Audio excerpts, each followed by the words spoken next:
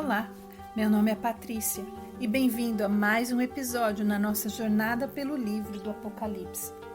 E hoje estaremos vendo um pouco mais do capítulo 5, versículos de 1 a 7. E vi na destra do que estava sentado sobre o trono um livro escrito por dentro e por fora, selado com 7 selos. E vi um anjo forte, bradando com grande voz: quem é digno de abrir o livro e de desatar os seus selos? E ninguém no céu, nem na terra, nem debaixo da terra, podia abrir o livro, nem olhar para ele. E eu chorava muito, porque ninguém fora achado digno de abrir o livro, nem de o ler, nem de olhar para ele. E disse-me um dos anciãos: não chores, eis aqui o leão da tribo de Judá, a raiz de Davi, que venceu para abrir o livro e desatar os seus 7 selos. E olhei, e eis que estava no meio do trono e dos 4 animais viventes, e entre os anciãos um cordeiro, como havendo sido morto, e tinha 7 pontas, 7 chifres e 7 olhos, que são os 7 Espíritos de Deus enviados a toda a terra. E veio e tomou o livro da destra do que estava sentado no trono. Então, voltando ao estudo do capítulo 5 de Apocalipse, João menciona Deus Pai no trono segurando um livro.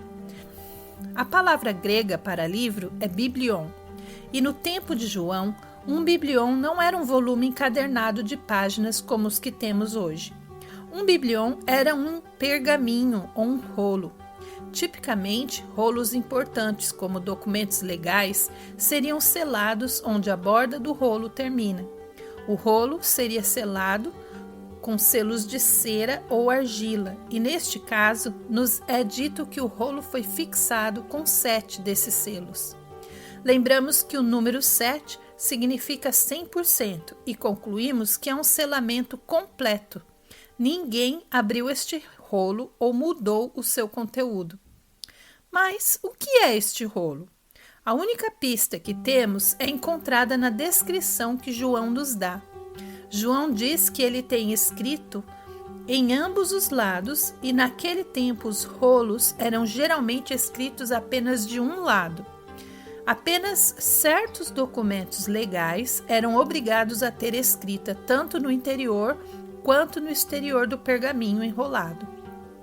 Em particular, escrituras de terras eram frequentemente anotadas desta maneira. Quando uma terra era vendida ou concedida em Israel, uma escritura seria elaborada descrevendo a terra e os termos da venda ou o uso dela. Estes detalhes eram escritos dentro do documento e o rolo era selado. Lembrando que qualquer transferência de propriedade dentro de Israel era temporária. A lei exigia que a terra revertesse ao seu proprietário original no ano do jubileu, que acontecia a cada 50 anos. Uma escritura de terra concedia uma transferência da terra por um tempo, de acordo com os termos da escritura. O rolo era selado para garantir que ninguém adulterasse o documento ou mudasse os termos do acordo. E um resumo dos termos da escritura era escrito no exterior do rolo para que outros pudessem saber o que foi acordado sem ter que quebrar o selo e abrir o rolo. Se houvesse alguma dúvida levantada sobre a autenticidade do resumo, daí os selos poderiam ser quebrados, mas somente por um magistrado ou juiz ou herdeiro. E então a escritura completa poderia ser inspecionada para verificar os termos da venda ou transferência. Uma vez que os selos fossem quebrados, o acordo era considerado completo e nulo. Então, no evento de que os selos fossem quebrados por qualquer razão, a escritura não teria validade e um novo acordo deveria ser feito. Já que o rolo de Apocalipse diz conter escrita em ambos os lados e com o que sabemos sobre o Apocalipse no geral, é razoável então concluir que este é um rolo de escritura de terra, o que nos leva a perguntar: uma escritura de qual terra? E a resposta óbvia é a terra de Israel. Em 605 a.C., o Senhor colocou Israel fora de sua terra e sob opressão gentílica. Ele entregou sua terra aos gentios para pisoteá-la e dominá-la em vários graus pelos últimos 2.600 anos. Este período da história, a Era dos Gentios, é um tempo em que a terra de Israel foi concedida, por assim dizer, aos gentios ou não-judeus. Mas um tempo chegará quando o Senhor anulará esta escritura de terra e retornará a terra aos seus legítimos proprietários, o povo de Israel. Assim como Deus prometeu a Israel quando ele começou esta era. Em Ezequiel 11, 16 a 20, nós lemos: Portanto, diga, assim diz o soberano Senhor, embora eu os tenha mandado para terras muito distantes entre os povos e os tenha espalhado entre as nações por breve período, tenho sido um santuário para eles nas terras para onde foram.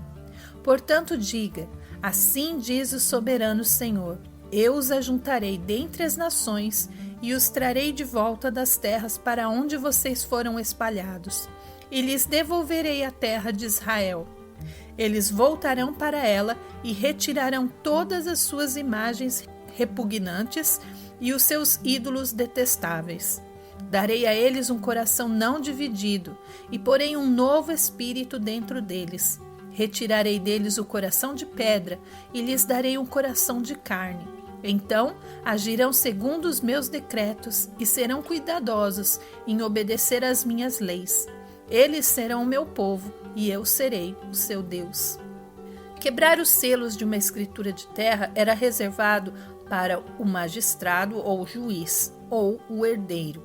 E no passado seria um líder local com autoridade sobre uma vila ou uma cidade dentro de Israel.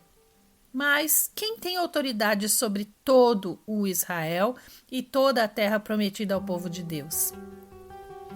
Em Jeremias 32, que é um capítulo muito interessante, o profeta está preso e é avisado pelo Senhor que o seu tio virá visitá-lo. E Deus então o orienta a comprar um terreno, selar a escritura, colocar num vaso de barro e enterrar este vaso. Ele não entende muito bem o propósito desta compra, porque Deus havia dito a ele para profetizar que a Babilônia viria, destruiria Jerusalém e que o povo seria levado em cativeiro.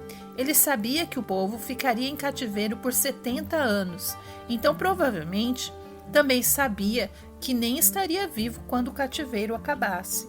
E Deus então o consola, dizendo que seus descendentes voltarão e que a cidade será habitada novamente. E para isso acontecer, alguém da família de Jeremias desenterraria o jarro com a escritura. E se ele cumprisse com todos os requerimentos, poderia então quebrar os selos e tomar posse da terra. Nesta passagem, vemos a referência de um rolo selado, que nos confirma que o rolo de Apocalipse é uma escritura de terra. João ouve um anjo dizendo, em alta voz, na sala do trono, fazendo a mesma pergunta no versículo 2. Quem é digno de abrir o livro e quebrar os seus selos? Ou, de outra forma, quem é capaz de encerrar a era dos gentios e devolver a terra de Israel aos seus legítimos proprietários? E a princípio a resposta é que ninguém foi encontrado.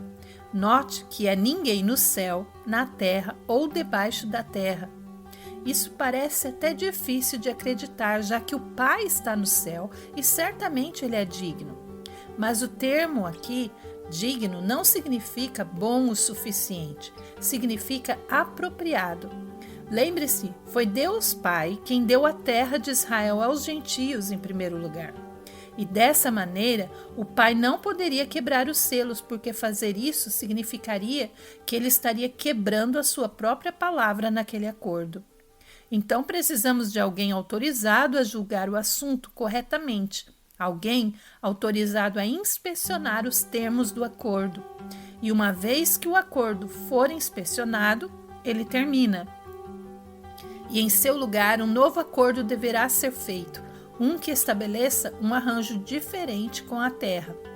Inicialmente, João é informado de que ninguém é capaz de julgar um acordo estabelecido por Deus Pai e que não há nenhum resgatador, ou Goel. Falaremos mais sobre este termo um pouco mais à frente. E João é levado às lágrimas com a perspectiva de que a terra de Israel nunca mais retornará a Israel. Ou assim era o que ele achava. Mas há alguém que poderia julgar corretamente um acordo estabelecido por Deus. Existe um resgatador, e este é o nosso mediador e herdeiro. Se Deus assumisse a forma humana, ele poderia julgar corretamente o seu próprio acordo com a humanidade, pois ele poderia representar ambos os lados. Tinha que ser um parente que fosse o Redentor, que possuísse parentesco com Adão, a humanidade, e que possuía a escritura da terra, mas perdeu e que Jesus comprou com o seu sangue novamente. Note que nos versículos 5 e 6, João é informado por um dos anciãos no céu que o Cordeiro venceu para poder abrir o rolo. Aqui faremos um paralelo com o livro de Ruth para entender a situação.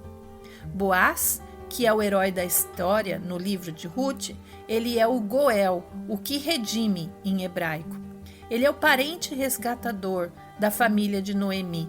E pelo ato de resgatar as terras de Noemi, as terras de sua família, retornaria para ela. Noemi era uma israelita, casada com outro israelita, Elimeleque, e possuíam terras em Israel. E por causa da fome, mudaram-se com seus filhos para Moabe. E lá os filhos casaram-se com mulheres moabitas, que eram um povo que Deus havia ordenado para não se relacionarem. Em algum momento da história, o marido e os filhos de Noemi morrem, deixando as mulheres viúvas sem qualquer suporte financeiro, numa terra estrangeira para Noemi. E é aí que lemos que Noemi, então, decide voltar para Israel, e uma de suas noras moabitas decide voltar com ela, mesmo sendo uma estrangeira e de Moabe. Ela resolve então apegar-se ao Deus de Israel e, de acordo com a cultura, Boaz resgata as terras para Noemi, casa-se com Ruth e os dois tornam-se avós do rei Davi. Noemi representa o povo de Israel e, pela lei do casamento, levirato, que Boaz simultaneamente executou, ele se casou com uma noiva gentia. Ruth representa a igreja gentia, de não-judeus, e Boaz representa o parente, Goel, que por direito é o resgatador da família, que também é uma imagem de Jesus no Velho Testamento. E um Goel tinha que fazer 4 coisas. Primeiro, ele tinha que ter alguma relação de parentesco com o falecido. E na genealogia em Lucas, lemos que Jesus era descendente de Adão. Segundo, ele tinha que ser capaz de resgatar a fortuna do parente falecido. Jesus era sem pecado, ele era o único que podia fazer e pagou com seu sangue o preço do nosso resgate. Terceiro, ele tinha que desejar fazê-lo, ele tinha que desejar resgatar a herança do falecido. Jesus deu a sua vida, tinha que ser uma escolha, o que ele declarou muitas vezes nos evangelhos.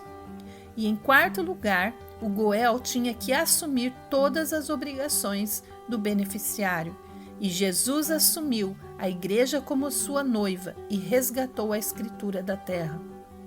Vemos estas 4 características, tanto em Boaz, ao resgatar a herança do marido e dos filhos de Noemi, e em Jesus, resgatando a humanidade. A lei do casamento levirato, chamada de Yibum em hebraico, é uma prática mencionada na Torá. O Yibum é a obrigação do irmão de um homem falecido que não deixou filhos. O objetivo é preservar o nome do falecido e garantir que sua linhagem continue a herança e continue na família. Em Deuteronômio, capítulo 25, versículos de 5 a 10, refere-se a esta prática. Se 2 irmãos morarem juntos e um deles morrer sem filhos, a mulher do que morreu não se casará com um estranho, alguém de fora da família. Seu cunhado a tomará a receberá por mulher e exercerá para com ela a obrigação de cunhado. O primogênito que ela lhe der será sucessor do nome do seu irmão falecido, para que o nome deste não se apague em Israel. Porém, se o homem não quiser se casar com a cunhada, ela irá ao portão da cidade para falar com os anciãos e dirá: meu cunhado se recusa a dar continuidade ao nome do seu irmão em Israel. Não quer exercer para comigo a obrigação de cunhado. Então, os anciãos da cidade devem chamá-lo e falar com ele. E se ele persistir e disser: não quero casar com ela, então a cunhada chegará perto dele, na presença dos anciãos, e lhe descalçará a sandália do pé, e lhe cuspirá no rosto, e protestará, dizendo: assim se fará com o homem que não quer edificar a casa do seu irmão.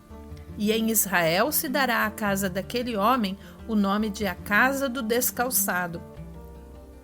Se o irmão do falecido não quiser se casar com a viúva, havia uma cerimônia chamada chalitza, que liberava ambos desse dever. A chalitza envolvia um ritual simbólico em que a viúva tirava o sapato do irmão do falecido na presença de um tribunal de rabinos, liberando-o da obrigação de casar-se com ela. Com este contexto, tente ler o livro de Ruth. Ele tem apenas 4 capítulos e garanto que encontrará muitos tesouros durante a leitura. E em breve também estarei disponibilizando o podcast Uma Jornada pelo Livro de Ruth aqui no canal do YouTube, mas já está disponível no Spotify, que você também pode conferir. Por hoje, vamos ficando por aqui. Espero vocês para mais uma jornada no próximo episódio. Um grande abraço. Que Deus os abençoe.